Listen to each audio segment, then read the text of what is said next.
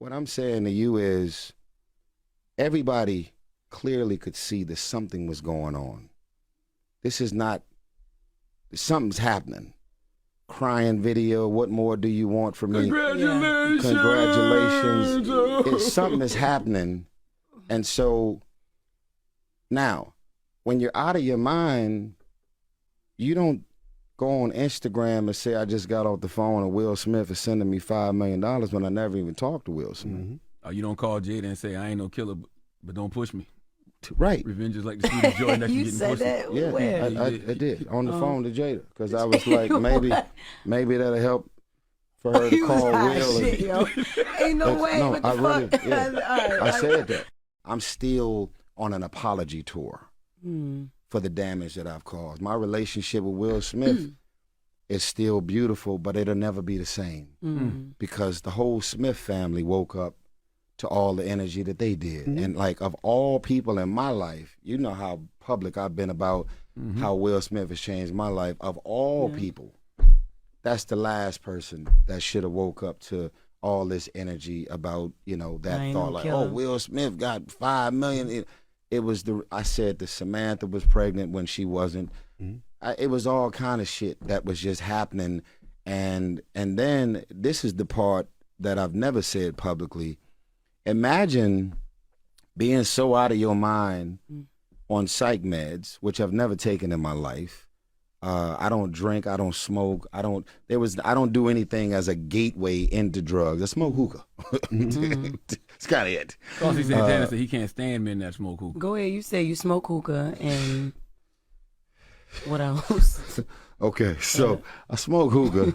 So there's nothing about me pertaining to my own system that is now prepared for a bigger thing, drug-wise, drinking-wise, if it would ever happen. So you put something in my system, it's not only going to have it's going to have the most extreme adverse effects, and it ended up playing out for the world to see. Yeah, I got a 12-minute video on the internet that I never knew I filmed that was uploaded and was on the internet for 3 straight months.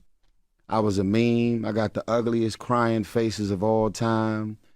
And it became the most embarrassing thing that's ever happened to me ever. And I didn't even know I did it. And I didn't know that the jokes was flying. I didn't know that what more do you want from me or congrats. I never knew that none of that was out there.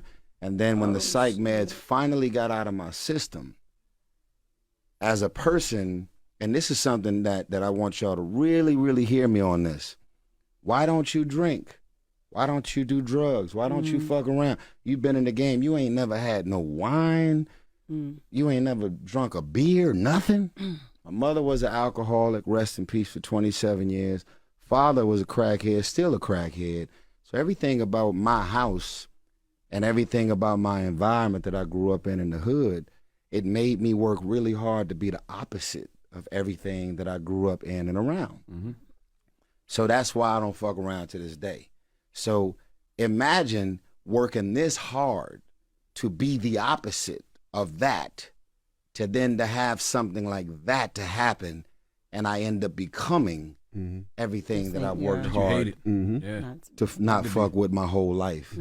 I mean, I was more fucking depressed and sad about the damage that was done from me being out of my mind, because it was like, well, see, if you want to know why I don't drink and don't smoke and don't ever fuck with nothing, that's the reason why.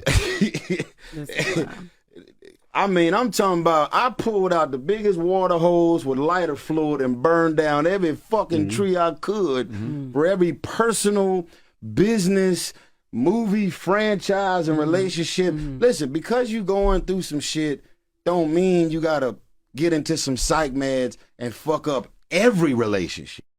Peace, family. This is your brother King Cam, and this is another Shift in the Culture perspective. And as I listen more to Tyrese tell us about his story and talk about the transparent time in his life when he wasn't himself, when he was really not in his right mind. He talks about being on psych meds and all of these different things. And the different reactions that I'm seeing from people, from DJ Envy, he mentioned Will Smith, and he says that the relationship is not the same as it was before And it makes me think about grace. It makes me think about settling on the best part of our people. And to know that Tyrese was going through something, to know that he was on medication that had adverse effects, and to still hold him accountable with the full weight of the things that he may have said and did during that particular time shows the lack of humanity that we have as a people.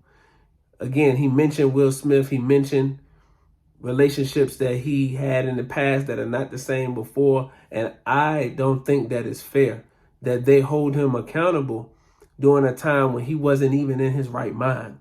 Not him saying things out of spite, not him saying things out of malice. He was literally on drugs, psych medication that altered the chemistry of his brain. And we have to have more grace and be more human towards fellow human beings, because the God that I serve doesn't judge us severely for our transgressions. And that includes Will and Jada, DJ Envy and his family, any celebrity, athlete, entertainer, or person in general who has transgressions, because we all have transgressions. That God does not severely punish us or judge us for those transactions, but it's transgressions, but is constantly extending mercy, constantly extending grace. So why do we as a people have such an issue with being able to extend that same mercy and that same grace? The Honorable Minister Louis Farrakhan said, when you see a man fall, don't laugh, learn.